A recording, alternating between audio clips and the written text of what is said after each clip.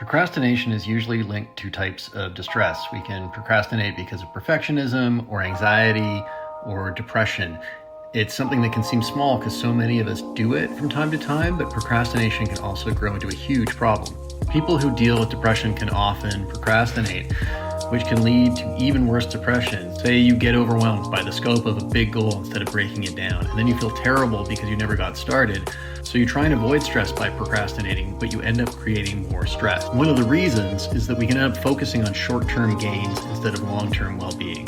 Not having to deal with something uncomfortable can give us relief in that moment, but it actually creates more problems for us down the road.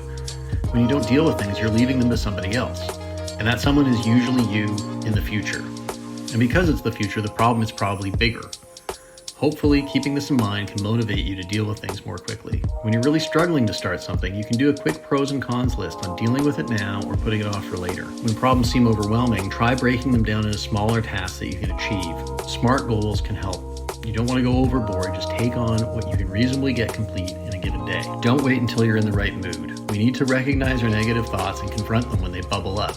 There are optimal times to get things done, but be mindful of the difference between making plans and making excuses. We have to be honest with ourselves. When you get things done, make sure you give yourself a reward.